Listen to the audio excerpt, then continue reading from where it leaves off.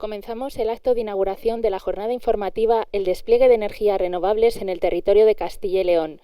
Tiene la palabra doña Ángeles Armisen Pedregón, presidenta de la Federación Regional de Municipios y Provincias. Muy buenos días a todos. Bienvenidos a la sede de la Federación Regional de Municipios y Provincias de Castilla y León. Pues cuando decimos de quién es la casa, pues el número a veces asusta, pero es verdad, tenemos el 25% de los ayuntamientos de España, 2.248 ayuntamientos y 9 diputaciones provinciales de nuestra comunidad autónoma. Quiero saludar en primer lugar a Alfonso Arroyo González, director general de Energía y Minas, el EREN, y a David Santana Zapatero, coordinador de servicios de la Dirección General de Vivienda, Arquitectura, Ordenación del Territorio y Urbanismo, que acompañan en este acto institucional, y disculpo en este caso a María Pardo, a la directora general, que por motivos últimos, además de agenda, pues no ha podido estar con nosotros, pero muchas gracias, David, por incorporarte. Asimismo, quiero dar las gracias a todos los cargos públicos, alcaldes, concejales, diputados provinciales, personal técnico también de ayuntamientos y diputaciones provinciales que hoy participáis en esta jornada, ya sea de manera presencial o por modalidad online, y también a todo el sector de las energías renovables de Castilla y León, que sin duda tienen que ser, como ya son, un motor de desarrollo económico, social y territorial de nuestra comunidad.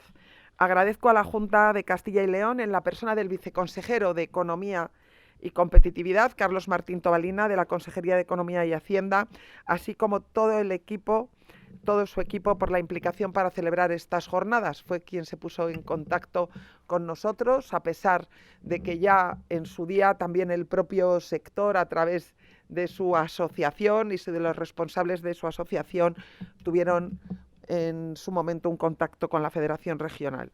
Y no quiero olvidarme de todos aquellos que habéis aceptado participar en esta mesa redonda y también en las ponencias, representantes de la Administración Autonómica y representantes de APECIL y UNED, así como los alcaldes de los municipios de Arcos de Jalón, a quien le quiero dar la bienvenida, de Tordesillas, Valladolid y de Almeida de Sayago, Zamora, y así como a la secretaria de Valle de Santibáñez, en Soria. Gracias por vuestra participación e implicación, porque sin duda la voz de los que directamente están en el territorio gestionando estos expedientes y estos proyectos, pues creo que es una voz que es siempre como la más directa, ¿no? Quien está allí al pie del cañón, como se suele decir. El desarrollo de renovables se enmarca en el escenario establecido por el Gobierno de España en el marco del Real Decreto Ley 23/2020, que ha establecido una obligatoriedad de hitos, como bien sabemos todos, de avance en la tramitación de los proyectos renovables para conservar la capacidad de acceso concedida. Todo este importante desarrollo de proyectos, además de la oportunidad que representa, está suponiendo, como bien conocemos, quienes tenemos también una responsabilidad local, como presidenta de la Diputación Provincial de Palencia, un gran reto para todos los funcionarios de la administración local, para los propios responsables públicos de la administración local, por la necesidad de gestionar y tramitar un gran volumen de expedientes en unos plazos muy limitados y ajustados. Tampoco me quiero olvidar de la administración autonómica, que en cada una de sus delegaciones territoriales también tienen que tramitar. La Federación agradece la colaboración y disponibilidad que siempre tiene la Administración Autonómica con esta Federación y su preocupación para poder solventar e informar a las entidades locales de nuestra comunidad autónoma. Por ello, la organización de la jornada informativa sobre el despliegue de energías renovables en el territorio de Castilla y León, creemos, y nos consta desde nuestra experiencia local todos los días, de la escucha con alcaldes, con secretarios, con responsables, es todo un acierto, dentro del marco económico en el que nos movemos y nos anima a intentar agilizar y simplificar estos proyectos, estos procesos dentro de lo posible. Por lo tanto, a lo largo de la mañana de hoy se podrá tener un mayor conocimiento de la implantación de energías renovables en nuestra comunidad, contexto, situación actual, así como contar con experiencias de ayuntamientos, buenas prácticas en la tramitación de proyectos, etcétera. No me extiendo más, sino que quiero que realmente esta jornada sea fructífera, porque será fructífera para nuestros vecinos, que tanto desde la administración local como desde la administración autonómica, pues todos trabajamos por lo mismo, por esa vocación pública que suponga un mayor y mejor futuro para Castilla y León, para cada uno de nuestros pueblos y sobre todo para nuestros vecinos, que en este caso creo que es lo importante. Muchas gracias a todos y buena jornada.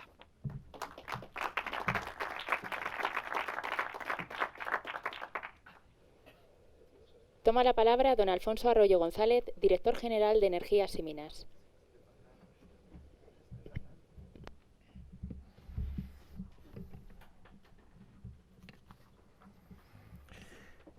Pues buenos días a todos y a todas, ¿no? A los que nos acompañáis hoy aquí en la sede de la Federación de Municipios y Provincias, pero también a todos aquellos que nos estáis siguiendo, ¿no? Desde vuestros despachos, vuestros domicilios. En definitiva, sois muchos los que hemos conseguido convocar en esta jornada y que esperemos que no termine aquí, ¿no? Sino que podamos entablar una relación fructífera, porque eso pues seguro que contribuye, ¿no? a un mejor despliegue de las energías renovables en el territorio de nuestra comunidad autónoma. Muchas gracias, Ángeles, presidenta, por cedernos el espacio y por colaborar con la Consejería de Economía y Hacienda y con la Consejería de Medio Ambiente, Vivienda y Ordenación del Territorio para organizar esta jornada informativa que considerábamos tanto desde la Administración, tanto desde la parte pública como desde la parte privada, con los sectores, como muy oportuna, ¿no? Para dar a conocer pues las circunstancias en las cuales hoy las diferentes administraciones territoriales, y en este caso las administraciones más pequeñas, pero no por ello las menos importantes, tienen un papel imprescindible para que este despliegue de todos los proyectos de energías renovables en nuestro territorio sea fructífero y sea un despliegue ordenado y no genere pues más ruido del que a veces se genera en torno, ¿no? a un debate que no debería ser tal cual es la implantación de energías renovables en nuestro territorio. Porque la generación de energía eléctrica siempre ha tenido una gran vinculación con Castilla y León y una importancia en el territorio de nuestra comunidad autónoma y en particular en estos últimos años, con las energías renovables. Brevemente, algunos datos para posicionarnos. Castilla y León es líder nacional en generación eólica, con más de 6.600 megavatios instalados, aproximadamente el 22% de toda la potencia instalada nacional, o los casi 1.800 megavatios de fotovoltaica instalada. Somos la cuarta comunidad autónoma en fotovoltaica, pero ya poco a poco vamos cogiendo ritmo y probablemente pues en no muchos años nos pongamos a la altura de regiones más tradicionalmente vinculadas al sol, ¿no? Como son las del sur de España. No por ello mejores para la generación fotovoltaica, porque la temperatura también de Castilla y León influye en el rendimiento de los paneles fotovoltaicos.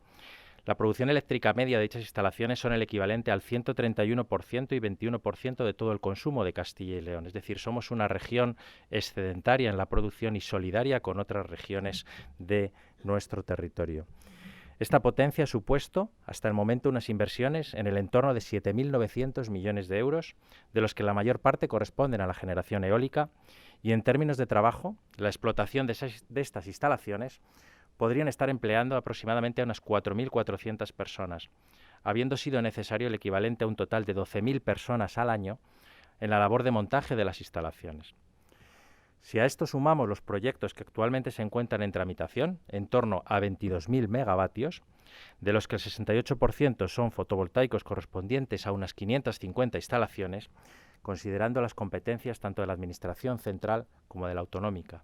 Las competencias están repartidas entre la Administración central en función de la potencia instalada de la propia planta, de tal manera que las instalaciones de más de 50 megavatios se tramitan en el Estado y las de menos de 50 megavatios se tramitan en la comunidad autónoma, pero todas y cada una de ellas acaban en la administración local, con lo cual es imprescindible que la colaboración y el trabajo de la administración local, de las entidades locales y de las diputaciones provinciales en esa labor, ¿no?, de servicio, de asesoramiento, de asistencia, de colaboración y de cooperación que viene realizando también durante tantos años, pues contribuya, ¿no?, a este despliegue actualmente. Bajo una hipótesis conservadora de que solo la mitad de esa capacidad que se está tramitando llegara a éxito, porque no todos los proyectos que se están tramitando van a llegar a construcción, se tendría una potencia adicional en torno a 11.000 megavatios, lo que conllevaría unas inversiones en torno a 8.900 millones de euros, 1.500 personas más en explotación en nuestro territorio y en su montaje habrían participado 26.000 personas al año. Con lo cual, la oportunidad en cuanto a actividad económica y en cuanto a generación de puestos de trabajo es espectacular en los próximos años en nuestro territorio. La producción total es tan importante que a medio plazo la eólica y la fotovoltaica regionales podrían estar produciendo 3,5 veces más de lo que tradicionalmente ha sido nuestro consumo eléctrico. Todo ello propiciado por factores favorables de esta comunidad como la extensa infraestructura eléctrica existente en la red de transporte, el recurso natural, el viento y el sol o la extensión del territorio. El desarrollo de renovables se enmarca en el escenario establecido por el Gobierno de la Nación en el marco del Real Decreto Ley 2320, que ha establecido una obligatoriedad de hitos, de cumplimiento de plazos, de avance en la tramitación de los proyectos de generación renovable para conservar la capacidad de acceso concedida. Todo este importante desarrollo de proyectos, además de la oportunidad que representa, está también suponiendo un gran reto para todas las administraciones por la necesidad de gestionar y tramitar este gran volumen de expedientes en unos plazos limitados y ajustados. Y, por supuesto, el reto de buscar siempre la compatibilidad de estas instalaciones en el territorio, en vuestro territorio en el que se quieren implantar, particularmente con patrimonio natural, cultural, así como con actividades tradicionalmente desarrolladas en la zona. Las evaluaciones de impacto ambiental de los proyectos, así como las disposiciones normativas autonómicas mediante el Decreto Ley 2/2022, por el que se adoptan medidas urgentes para agilizar la gestión de los fondos, o el Decreto 46/2022, normativa esta muy reciente, por el que se regulan los procedimientos de autorizaciones de instalaciones eléctricas, pretenden no solo ser garantistas en la tramitación de los procedimientos, sino minimizar los posibles impactos negativos de los proyectos y la búsqueda de la compatibilidad. Sin más, deseando que la jornada sea lo más fructífera posible, poniendo a disposición de todos ustedes pues los recursos que la propia Junta de Castilla y León pues tiene de cara a poder resolver dudas o a poder entablar algún tipo de colaboración futura, deseo que la jornada sea lo más fructífera posible. Muchas gracias.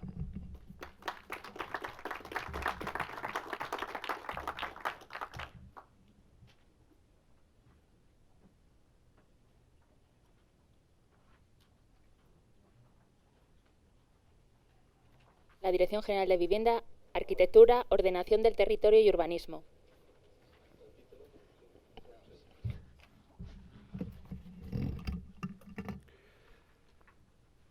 Bueno, muy buenos días a todos y muchas gracias a la presidenta de la Federación y al director de al director de Energía y Minas, por invitarnos y darnos voz a esta jornada.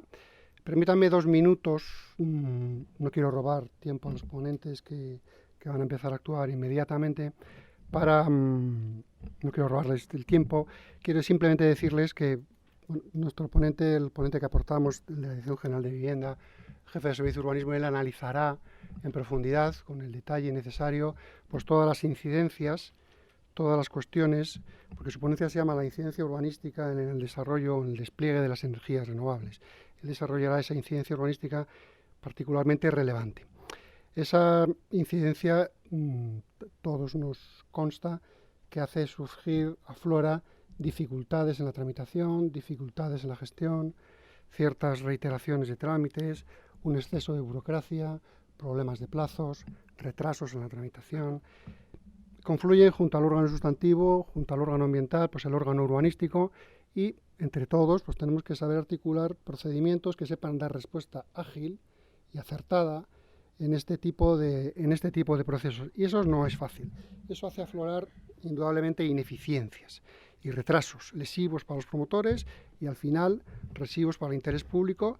Esos promotores acuciados por hitos que ya se han mencionado aquí, hitos apremiantes, y el interés público que evidentemente con los objetivos de descarbonización pues o se cumple o no se cumple, con los plazos que marca la Unión Europea, que marca el Estado español y a los que todos, las administraciones públicas los primeros y todo en fin, el sector público, el sector privado en segundo lugar, están abocados. Por ello cobra especialísimo interés la racionalidad de los procedimientos, los procesos adecuados de la toma de decisión administrativa, que la voluntad administrativa que se expresa en decisiones, en actos, en resoluciones, en reglamentos, sea acertada, sea razonable. Entonces, si esa racionalidad opera, pues logran acortar los plazos. Y eso pues, es una cuestión que en primera instancia va a interesar sobremanera al promotor público o privado. Pero no solo se acortan los plazos, sino que la decisión puede actuar en una defensa más acertada del interés público. Todos ustedes conocen, ya se ha mencionado aquí, el director lo ha mencionado, normativa reciente del año 22, 2 decretos leyes, el 2-2022 y modificado el 4-22, básicamente con cuestiones ambientales en relación con los procedimientos de toma de decisión, y luego el decreto 46 de ese mismo año, el decreto 46-22, que el órgano sustantivo pues aclaró, racionalizó y estructuró de una manera clara y ordenada los procesos o los trámites para los trámites de autorización de los proyectos. Pero claro, quizá estos 2 decretos, estas 3 normas, pues no han sido lo suficientemente, y aquí podemos entonar un cierto mea culpa, con la tramitación urbanística. La tramitación urbanística, digamos que es como más horizontal, más global, que atiende a usos de todo tipo de naturaleza, la relación de usos, la matriz de usos y categorías de usos y categorías de suelo, pues es compleja. Quizá no hemos sabido afrontar, sí que hemos hecho algunos cambios, algunos ajustes, algunas mejoras, pero quizá no hemos sabido acertar de la misma manera, no hemos sabido estar en el camino de solución de estos problemas para buscar la racionalidad. Eso no significa que no hayamos estado pensando detalladamente cómo abordarlo. Y de un modo muy sintético les expreso cómo hemos intentado o cómo estamos pensando que dar una respuesta de racionalización de procedimientos. Y es básicamente o unirnos en el procedimiento de toma de decisión al órgano sustantivo, unirnos, que se tramite simultáneamente la autorización sustantiva ambiental y la urbanística, o alternativamente, de un modo más valiente, digamos, directamente eliminar el trámite urbanístico de autorización de uso excepcional en suelo rústico. La eliminación del trámite de autorización de uso excepcional en suelo rústico es una posibilidad real, es una posibilidad que entendemos posible, que entendemos legal, que entendemos que se adecúa al marco normativo y regulador de nuestro urbanismo y a la legislación estatal de suelo, en la medida que, si bien se mira, una autorización de uso excepcional en suelo rústico, cuando aborda o se enfrenta a una actuación de relevante interés público y que inevitablemente tiene que ubicarse en suelo rústico, cuando si supera el trámite ambiental, el que sea, la evaluación ambiental o el informe ambiental o el informe ambiental simplificado, el trámite ambiental que sea, cuando supera ese contraste, la autorización de uso puede pasar a la irrelevancia, porque al final esa autorización de uso es una autorización en este tipo de proyectos que tienen relevante interés público y que queda acreditada su ubicación en suelo rústico. Es el contraste ambiental el que ha de permitir su viabilidad, el que tiene que dar luz verde o luz roja a su viabilidad. Eso simplificaría razonablemente los tiempos, porque el trámite ambiental realizado en paralelo con el trámite sustantivo, si da luz verde, pues inmediatamente el uso queda permitido. Dentro de los usos urbanísticos les hay ordinarios y excepcionales. No, estas son cosas que quizá Paco Pablos, el jefe de servicio de urbanismo, les explicará en detalle, pero podemos identificar que esto es un uso ordinario, no hemos ido tan lejos, los andaluces lo han hecho. Nosotros creemos que, como hay un proceso edificatorio, un proceso de cierta instalación, pues no puede ser equiparado con un uso ordinario del suelo rústico, con un uso agrícola, ganadero, cinegético, que es lo que dice nuestra norma como uso ordinario.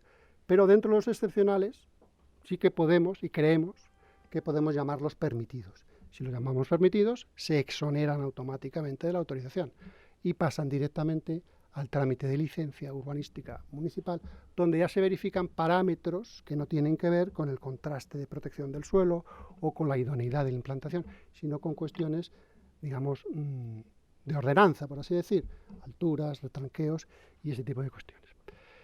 Dejo planteadas estas dos posibilidades en las que estamos, espero que puedan ver la luz del boletín de una manera o de otra pronto, porque como he dicho antes, y reconociendo un cierto mea culpa, quizá vayamos un poco tarde, que una de las dos medidas, yo prefiero la segunda y me imagino que las personas que aquí nos convoca pues también, porque no se compadece bien con el interés público. Evidentemente eso significa que hacemos el trámite ambiental, en fin, lo que ya es más algo más, tiene una relevancia, cobra una especial relevancia, pero eso no va a empecer el del interés público queda salvaguardado, porque los decretos leyes ya nos dicen exactamente dónde no se pueden implantar.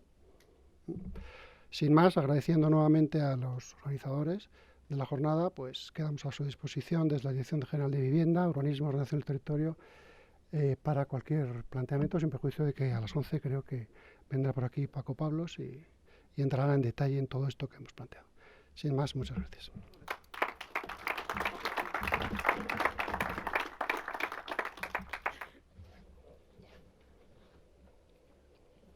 A continuación comienza la mesa Implantación de energías renovables en la Comunidad de Castilla y León, contexto y situación actual.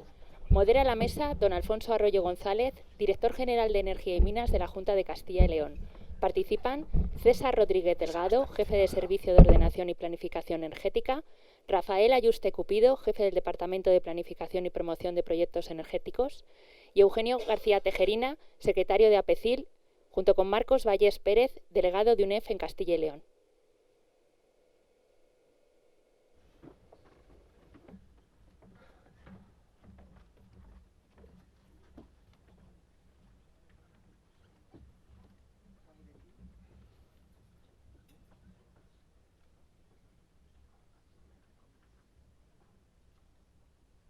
Muy bien, pues buenos días nuevamente a todos y encantado de poder moderar, ¿no?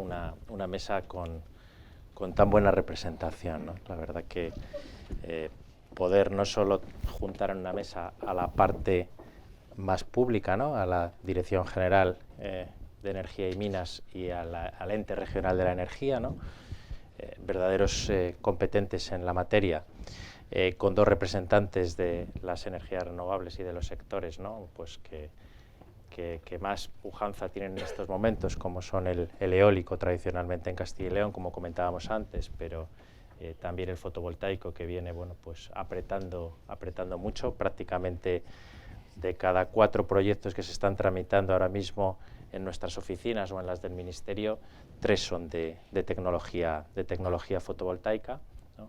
Frente a 1, ¿no? El 75% pues son placas, ¿no? Fotovoltaicas. El otro día acudí a la feria de Genera en Madrid y bueno, pues prácticamente lo copa todo, ¿no? La tecnología fotovoltaica en estos momentos. Como lo importante es escuchar a ellos y ya les han presentado, pues yo lo que voy a hacer, si os parece, son una serie de preguntas a cada uno de ellos, sin perjuicio de que sentiros libres de poder interrumpiros, o si alguno pues quiere intervenir en alguna pregunta de alguno de los otros intervinientes, pues para darle un poco más de dinamismo. Pero empezaría preguntándole a César el contexto en el que se están tramitando y desarrollando las instalaciones renovables en nuestra comunidad autónoma. ¿Cuál es ese contexto y por qué estamos aquí?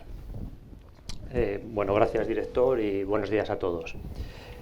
Bueno, pues el principal palabra que definiría el actual contexto de las renovables es el de la transición energética, tanto aquí en Castilla y León como en general en en España, ¿no? Como ya se ha apuntado anteriormente también, Castilla y León ha sido históricamente una comunidad netamente generadora de energía eléctrica, pues basada en sus recursos de carbón en las centrales térmicas, sus recursos hídricos en las centrales hidroeléctricas. Y en los últimos años pues se está implantando una estrategia de instalación de energías renovables, aprovechando pues los factores favorables que tenemos en esta comunidad al respecto. Se han comentado como el recurso natural, el viento, el sol, la extensión del territorio, que evidentemente facilita pues toda esta implantación, y otros factores como las infraestructuras de la red de transporte de energía eléctrica, clave para el desarrollo de todas estas instalaciones renovables, ¿no? Es capital tener un punto donde evacuar esa energía que se genere. Ese contexto de transición energética, pues de hecho se está acentuando en el presente más actual, por cuanto todas las políticas, tanto nacionales como autonómicas, convergen hacia ese punto. Esto está suponiendo una transformación tanto en la producción como en el consumo de la energía. En la producción, pues con el cambio de tecnologías de generación que estamos comentando, desde lo que es la generación convencional anterior a lo que ahora es la generación renovable, como la propia forma de consumir que demanda la sociedad, ¿no? Un consumo con un enfoque distinto al que habitualmente o convencionalmente se estaba produciendo, pues basado pues en la reducción de emisiones, en la eficiencia energética y en la desconcentración muchas veces de esa producción, y eso lo exige la propia sociedad, ¿no? Y las administraciones ahí pues tenemos que responder. Algunos datos muy brevemente, ha comentado el director ya los principales de ellos, pero bueno, por poner en contexto la situación de Castilla y León respecto de la nacional, somos líderes en potencia eólica instalada, en torno a unos 6.600 megavatios, frente a los 30.000 megavatios aproximadamente que habría en el conjunto nacional, un 22% aproximadamente también. En Castilla y León esto se focaliza, la presencia eólica es en todas las provincias, pero bueno, por remarcar donde hay una mayor instalación, estaríamos hablando de las provincias de Burgos, de Soria y de Palencia. En cuanto a la fotovoltaica, habría instalado en torno a unos 1.800 megavatios, frente a los 25.000 instalados a nivel nacional, que vienen a ser un 7% del total nacional. En este caso, las provincias con una mayor potencia instalada, estaríamos hablando de Valladolid, Zamora y Salamanca.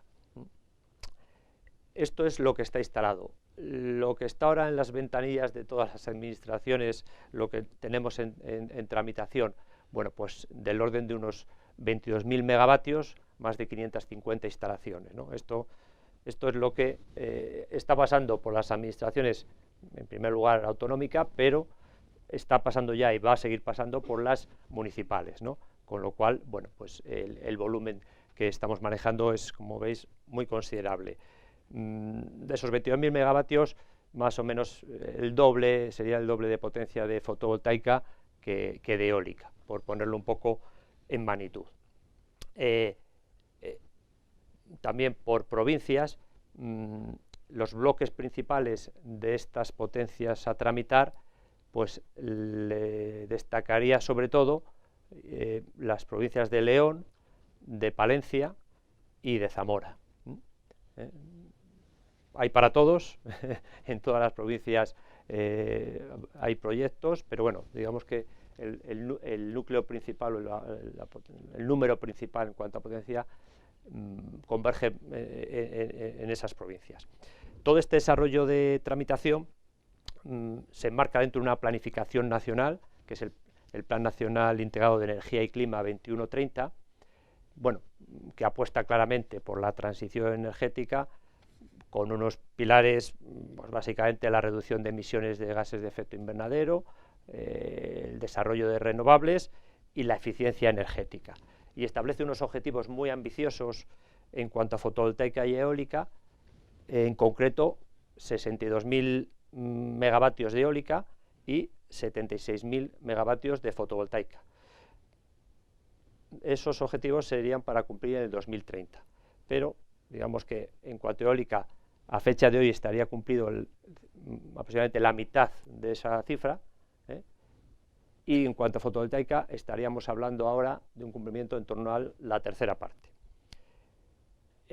Pero el Real Decreto que realmente ahora mismo está condicionando todo este avance de las renovables, las tramitaciones y un poco también una de las razones por las que nos encontramos aquí es el Real Decreto Ley 2320, que ya ha salido mencionado, un Real Decreto Ley nacional que es el que establece la necesidad del cumplimiento de unos hitos administrativos a todas estas instalaciones renovables para que no pierdan la capacidad de acceso.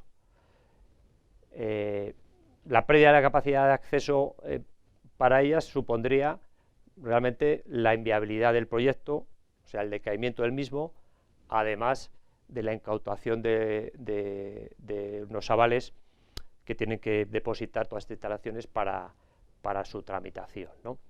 Entonces, ¿qué hitos administrativos son los que establece ese Real Decreto Ley?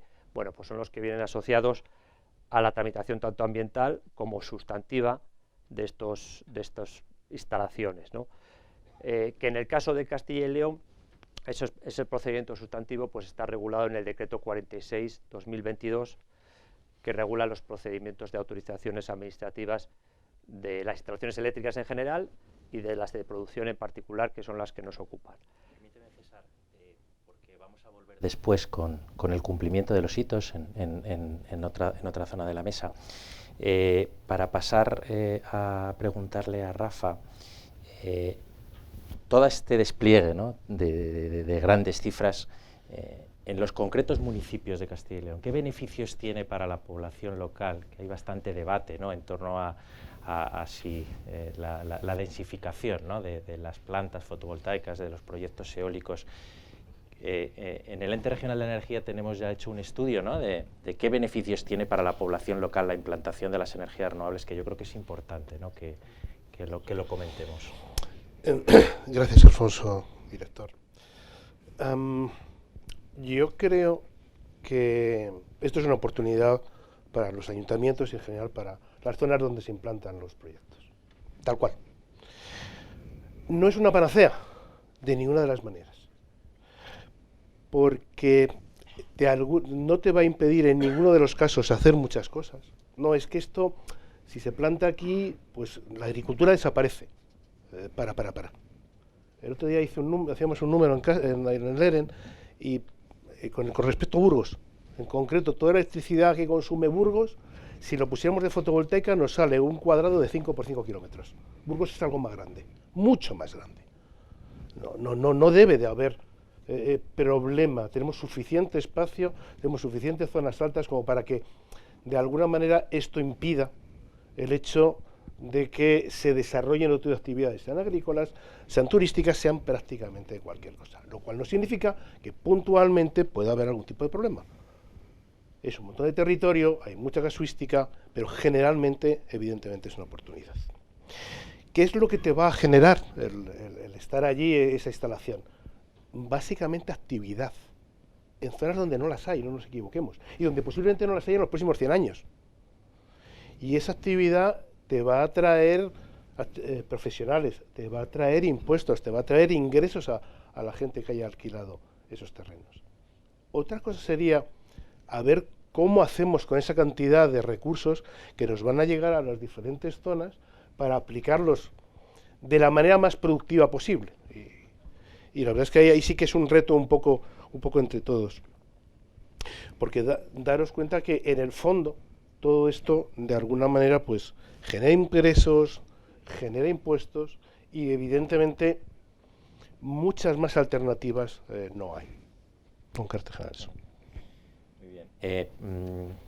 Desde la Asociación de Promotores Eólicos, Eugenio, lleváis tiempo trabajando en un código, ¿no?, de buenas prácticas, ¿no? para intentar, ¿no?, agilizar, ¿no?, los trámites en los que ahora mismo se están los expedientes, ¿no?, desde el punto de vista urbanístico y municipal. Me gustaría que nos comentaras un poco en qué consiste ese código de buenas prácticas brevemente, y también cómo veis desde los promotores ese riesgo, ¿no?, de incumplimiento de hitos. Dos preguntas. Bien, pues muchas gracias, y lo primero quiero agradecer, y el agradecimiento no es de cortesía, también, ¿no?, a la Federación y a la Dirección General el desarrollo de estas jornadas. Y digo que aparte de la estricta buena... sí se ha dicho aquí, y lo digo telegráficamente, Castilla y León es la comunidad líder en desarrollo renovable, y eso no es casual. Eso tiene que ver con, desde nuestra perspectiva, con otras cosas que no solamente son el territorio, las infraestructuras, los recursos naturales. Tienen que ver con una cuestión que desde nuestro punto de vista es fundamental, que tiene que ver, es un sector altamente regulado y depende fundamentalmente de cómo se tramiten, cómo se desarrollen los proyectos. Así tendremos éxito o no en el desarrollo, y estamos en un momento trascendente por esta cuestión. Por eso quiero agradecer a la Federación Regional Ángeles, a la Federación Ángeles esta jornada por lo que representa, porque todos sabemos que efectivamente hay un decreto, hay unos hitos, hay unas consecuencias, César lo ha explicado muy bien, las consecuencias fatales por la pérdida del proyecto, etcétera, etcétera. Pero tenemos que, y esa fue nuestra intención, y estamos trabajando con la Junta desde hace 25 años, y ahora... Creo que no se te oye. No sé si voy a tener... Puesto no. Perdón. Bueno, no sé si hace falta. Bueno, reitero los agradecimientos a la Federación y demás, porque se trata de conseguir en un sector altamente regulado conservar eso que está detrás del éxito en el desarrollo, que es esa manera castellano-leonesa de hacer las cosas. Esta jornada es parte de esa manera castellano-leonesa de tramitar y de desarrollar los proyectos, de evitar la pérdida de oportunidades. Muchas veces también, y lo digo también telegráficamente, centramos las ventajas de desarrollo renovable, que son así, evidentemente, cuando hablamos del territorio, en los recursos económicos que allegan, en cómo fija el territorio, en los impuestos, en el cumplimiento de los objetivos de desarrollo renovable, de la descarbonización.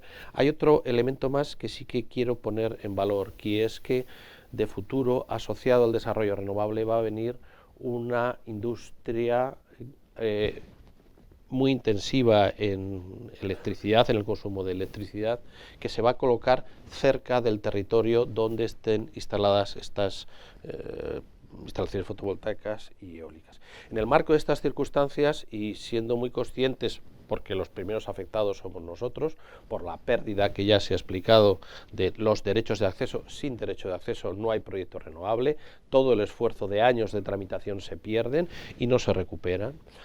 Todo esto trae causa en un decreto probablemente bien intencionado, pero mal definido, y que ha provocado una situación muy compleja para las administraciones públicas, en la que os veis con un aluvión de tramitación, pero que tenemos que hacer el esfuerzo.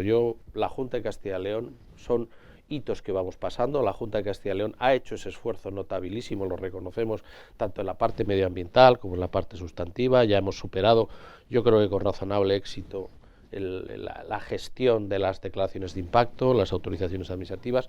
Ahora tenemos un nuevo hito, que es el 24 de julio, para tener las autorizaciones de construcción, pero en esta figura hacen falta también las administraciones locales. Y con esa preocupación, un día vinimos a ver a Ángeles a esta casa, a la que agradecemos mucho. Y también la que ella nos propuso, en una conversación que entiendo que fue muy útil, el hacer ese código de buenas prácticas, código que ya hicimos, bueno, pues gracias a David Vega, que está por allí, porque es uno de los autores intelectuales del mismo, donde nuestra experiencia pone de manifiesto que, sobre la base de la regulación que ya existe, que no, a lo mejor, decía antes David Santana, amigo también del colegio, que probablemente hay cosas que hay que corregir, y ha apuntado ideas, yo creo que muy interesantes, ¿no? Pero sobre la base, en cualquier caso, de la regulación que ya tenemos, sí hemos detectado que hay ineficiencias en la tramitación. hay plazos de publicación que se eternizan a veces en los ayuntamientos, hay duplicidades en las peticiones de informes. Eso lo hemos querido trasladar. ¿Con qué propósito? Desde la base de la absoluta seguridad jurídica, que es fundamental. En Castilla y León también, en otras cosas, yo creo que se puede presumir de una calidad en las tramitaciones administrativas notabilísima. El nivel de impugnaciones que han prosperado es bajísimo en nuestra comunidad, eso es otro dato. Seguridad jurídica fundamental. Y dar confort, y dar tranquilidad, y dar ayuda a los ayuntamientos, sobre todo porque muchos de los ayuntamientos donde presentamos nuestros proyectos para tener la licencia urbanística, para tener el trámite correspondiente, el de uso excepcional de suelo rústico, son ayuntamientos pequeños, con pocos recursos, a veces sin experiencia. Luego nosotros con este código tratamos de buscar primero esas ineficiencias y luego pedirles a las diputaciones que tienen una experiencia, que tienen unos equipos jurídicos muy solventes en muchas ocasiones, que den ese apoyo, primero que sean conscientes de lo que hay, que creen los equipos, que creen procedimientos, que creen formularios. Todas estas cuestiones al final se van a traducir en una mejora notabilísima en la tramitación administrativa. Y eso es un poco el propósito, porque en el que todos buscamos lo mejor para nuestra tierra, ¿no? Para traer estas oportunidades que esta mañana se han comentado.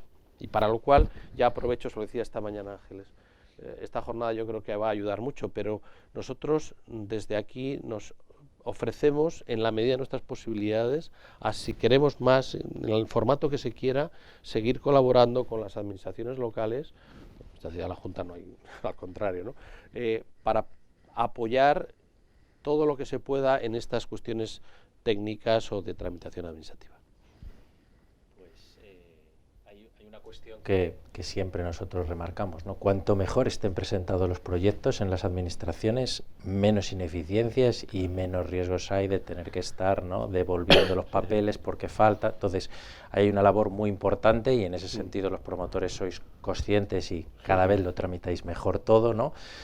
Pero en ese sentido, y para los municipios que se enfrentan por primera vez a este tipo de expedientes, cuanto mejor vaya la documentación, cuanto más ordenados estén los expedientes, lógicamente también más facilidades van a encontrar en las propias administraciones municipales para darle esa agilidad, ¿no? Pero es muy interesante ese código de buenas prácticas que comentas y bueno, pues seguro que hay que ir profundizando en ello, sin perjuicio de lo que nos ha avanzado David, que yo creo que puede ser una noticia bastante importante.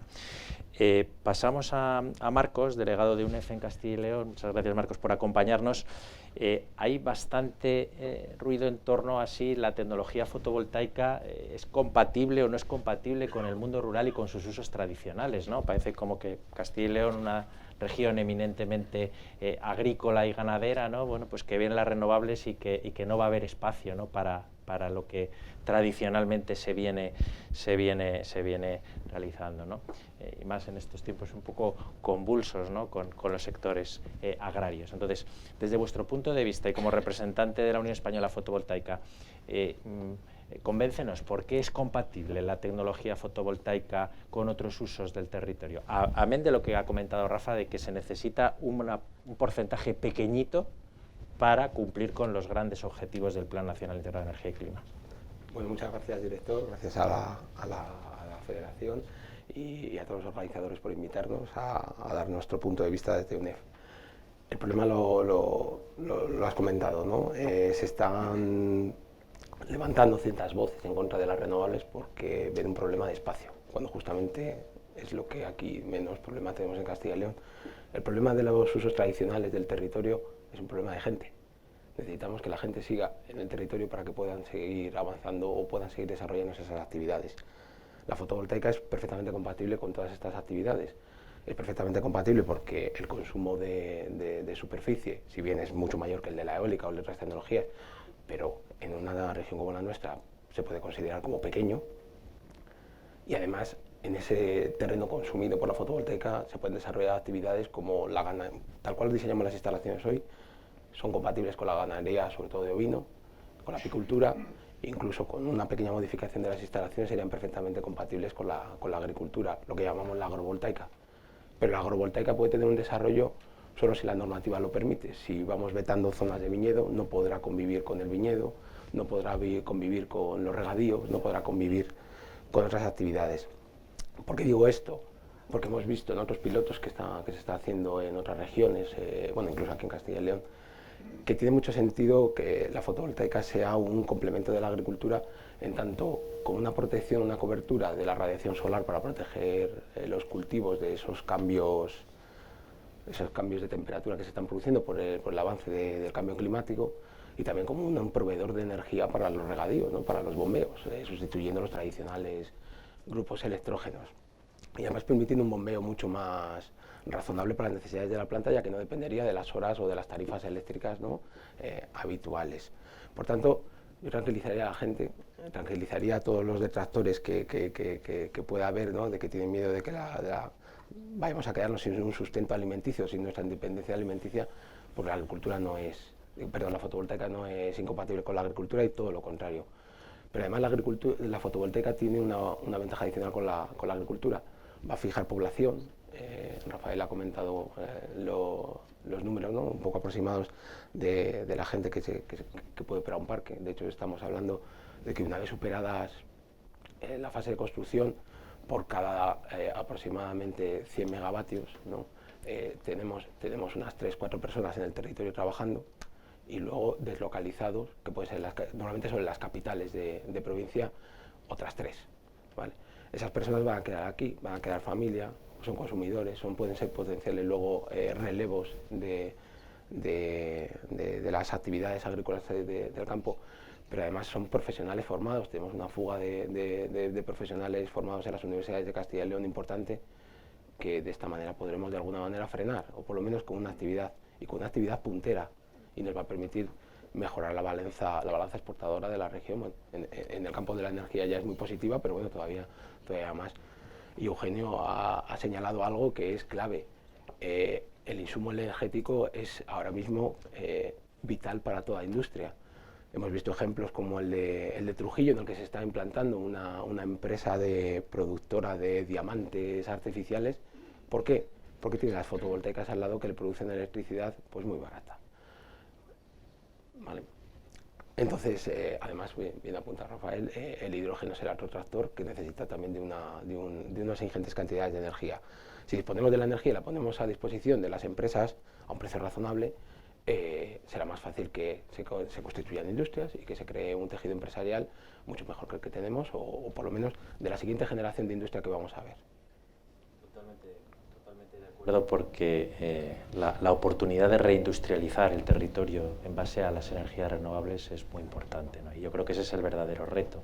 Antes comentábamos que Castilla y León es sedentaria en la producción energética. Lo que necesitamos ahora es atraer grandes consumos industriales a nuestro territorio. Desde luego, si tenemos los centros de producción descentralizados en nuestro territorio, pues eso va a ser más fácil, ¿no? Un ejemplo tenemos, por ejemplo, la Comunidad de Madrid ahora mismo está luchando porque se implanten en su comunidad los centros de procesamiento de datos. El problema que tiene porque tiene una red constringida, ¿no?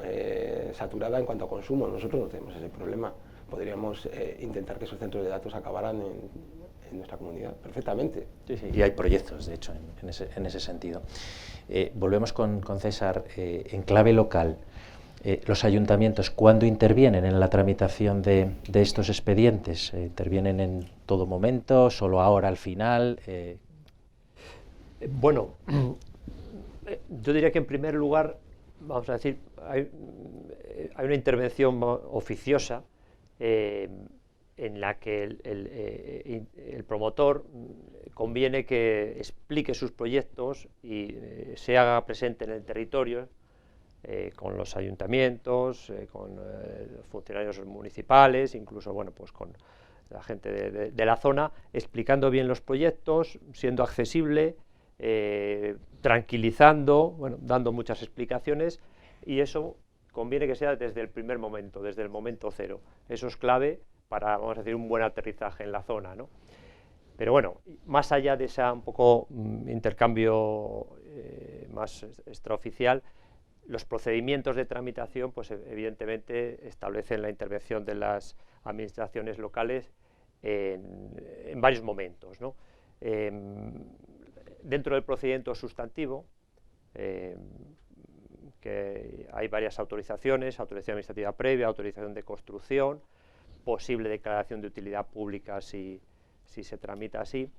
El decreto 46/2022 que mencionaba antes, pues establece una fase de consultas a las administraciones afectadas, pues para que puedan establecer sus condicionados técnicos, normalmente asociados a imposibilidades urbanísticas de desarrollo de la instalación, si es el caso. Pero en esa fase es donde en un primer momento los municipios pues pueden hacer ya establecer unos condicionados que serán trasladados al promotor y que el promotor deberá tener en cuenta en sus proyectos y en sus tramitaciones, ¿no? Hay lo que típicamente conocemos todos como la fase de separatas, separatas que tienen que presentar los promotores. Una de ellas son las de los ayuntamientos, que son las que se remiten, como digo, asociadas a las fases de autorización previa, autorización de construcción y, si es el caso, de declaración de utilidad pública. Realmente, para la gran mayoría de expedientes que ahora mismo estamos tramitando, que hemos comentado anteriormente, esas fases ya estarían superadas. No quita para que nuevos proyectos tengan que pasar por ahí, pero bueno, son muchas de ellas, salvo en el caso de la declaración de utilidad pública, que es posible que todavía en varios proyectos se inicie en esa fase, pero en las previas y de construcción la tendríamos superada. Pero sin duda el momento administrativo más intenso, más potente para las administraciones locales va a ser la tramitación urbanística, o está siendo la tramitación urbanística, ¿no? Tanto por la parte de las licencias urbanísticas en sí, como por la parte de las autorizaciones de uso excepcional en suelo rústico, en los casos que conlleve. Bueno, luego sobre esos temas se extenderá más al detalle nuestro compañero de vivienda, y ahí es donde van a confluir pues todo este volumen de expedientes que hemos comentado anteriormente, ¿no? Esos famosos 22.000 megavatios, 500 instalaciones, pues todas van a necesitar sus licencias urbanísticas. El hito más inminente que tenemos a la vista es el hito de la autorización de construcción, que vence el 24 de julio próximo. Hay un contingente importante de instalaciones que ya han cumplido ese hito, aproximadamente unos 3.000 megavatios, tomar estas cifras como muy aproximadas, pero hay otro contingente, unos 2.000 megavatios, que todavía está pendiente de obtener esas autorizaciones de construcciones, y tiene que obtenerlas antes del 24 de julio próximo, que es la fecha límite para ese hito administrativo. Pero sin duda el hito que más va a marcar la tramitación de cara a las administraciones locales va a ser el hito de autorización de explotación. Los promotores van a necesitar las licencias de construcción, las licencias urbanísticas, para iniciar sus proyectos, para empezar a construir. Entonces, ese hito de autorizaciones de explotación, bueno, vamos a tener un abanico de cumplimiento de hito aproximadamente entre el 24 de junio del año 25 y el 24 de junio del 28, después de unas prórrogas que ha establecido el Gobierno. Con lo cual, en ese periodo que os comento, de junio de 25 a junio de 28, es cuando los promotores van a tener que tener esas autorizaciones de explotación. La mayoría, todo hace pensar que se concentrarán hacia el final de ese periodo. Evidentemente, para que un promotor pueda tener su puesta en servicio en una determinada fecha, pongamos junio del 28, quiere decir que va a tener que tener las autorizaciones urbanísticas pues con bastante antelación a esa fecha, ¿no? Y solo podemos decir que, evidentemente, como ya apuntó el director, para concluir con éxito todo este esfuerzo que se está haciendo en la tramitación de este volumen ingente y complejo de tramitar, pues es imprescindible que la administración local culmine también pues sus tramitaciones en las fechas que son necesarias para ese cumplimiento de hitos. Por aclarar una cuestión, cuando hablamos de autorizaciones de construcción, son autorizaciones de la Junta de Castilla y León. No estamos hablando de las licencias municipales de obras. Son autorizaciones autonómicas que lo que hacen es aprobar el proyecto constructivo, y son los que habilitan para que acuda luego a la ventanilla de la administración local a pedir la licencia municipal de obras. Entonces, cuando estamos hablando del 24 de julio, no os asustéis, no son las licencias municipales, son las autorizaciones de construcción autonómicas. Es después cuando viene la intervención municipal, pero es imprescindible que esa intervención municipal sea ágil para que los promotores puedan empezar la fase constructiva y puedan cumplir con la autorización de explotación, que es la que comentaba César, que viene desde el año 25 en lo sucesivo, ¿vale? Entonces, esa es el matiz para que quede claro en el auditorio, que hay veces que nos perdemos en las terminologías. La autorización de construcción no es municipal, es autonómica, ¿vale? Rafa, ¿qué riesgos afronta un municipio ante el despliegue de renovables en su territorio cuando hay esa densificación, ¿no?, de proyectos? Porque además no todos los proyectos se reparten de una forma uniforme por el territorio, sino que se localizan en determinadas zonas, que no es a capricho de los promotores, es por circunstancias. Porque hay recursos ahí y no en otros sitios. Y porque se puede evacuar. Básicamente, el problema general de la generación eléctrica no es tanto dónde generas, sino dónde evacúas. Digamos que ahí es donde tienes la mayor cantidad de problemas. Hay una cosa que, si os habéis dado cuenta, la palabra más repetida durante toda esta hora y pico que llevamos juntos es hitos. Hito para arriba, hito para abajo. Es que el juego ha cambiado. Y nos tenemos que hacer un poco reflexionar sobre el tema. Y el juego ha cambiado es porque si no se logran cumplir esos hitos de puesta en funcionamiento y demás, alguien va a perder bastante dinero. Y perdonad que hable así en directo. Y si ese alguien, un promotor, una empresa, va a perder ese dinero, va a buscar un responsable, en donde sea. Y ese responsable puede ser un ayuntamiento, puede ser la Junta o puede ser quien sea.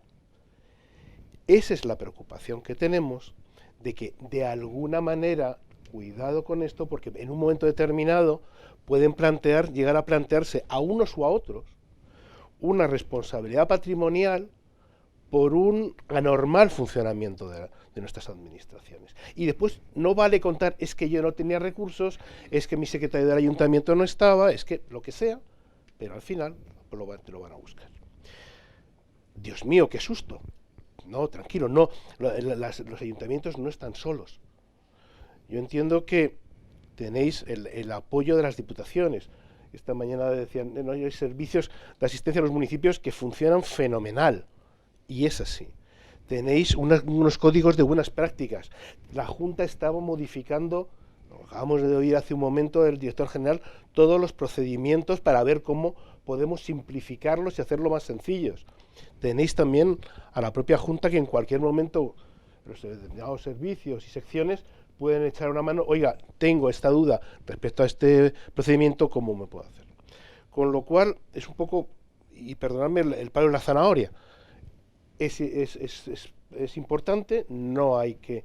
Esto será como siempre y podemos dormirnos en los laureles, no hay capacidad, no tenemos esa oportunidad esta vez. Ahora bien, los ayuntamientos no están solos y eso sí que es importante el hacerlo un poco transmitir, básicamente. Entendido perfectamente. Eugenio, ya llevamos con eólica 25 años en nuestra comunidad autónoma, ¿no?, con lo cual tenemos ya cierto bagaje. De hecho, ahora se están planteando sustituir los antiguos aerogeneradores por aerogeneradores más potentes y demás, bueno, hibridar las instalaciones para eficientar las redes, ¿no?, las capacidades de acceso. Si tuviéramos que destacar alguna buena práctica, alguna zona para que aquellos municipios que se enfrentan, ¿no?, por primera vez, me van a poner molinos en mi territorio, no sé esto qué es, qué no es, ¿podríamos destacar alguna buena práctica o alguna zona en particular como referente de la comunidad autónoma? César nos ha indicado provincias, ¿no?, pero oye, pues algún sitio donde se haya hecho particularmente bien. Vamos a ver, cuando desde el sector, desde las administraciones se pone en valor la aportación de las energías renovables, de la energía eólica en concreto, al territorio, Yo me acuerdo estos 25 años que han pasado en un suspirín, ¿verdad, Rafael? Y hemos estado allí. Pues hace 25 años hacíamos, cuando vendíamos aire por los pueblos, ¿verdad?, hacíamos una proyección de todas las ventajas que podrían llegar a ser. Como dice Alfonso, este año hemos celebrado el 25 aniversario del primer parque eólico en Castilla y León, en Soria, en el Madero. Eso nos da una visión de, yo ya cuando explico estas cosas no necesito imaginar lo que puede llegar a ser o lo que puede representar el desarrollo renovable en un territorio, porque tengo la experiencia. Tengo una experiencia además aquilatada en el tiempo de lo que representan 25 años de presencia de energías renovables en un territorio y los beneficios y las ventajas que eso reporta. Yo entiendo que cuando por primera vez a un determinado ayuntamiento se acercan unos promotores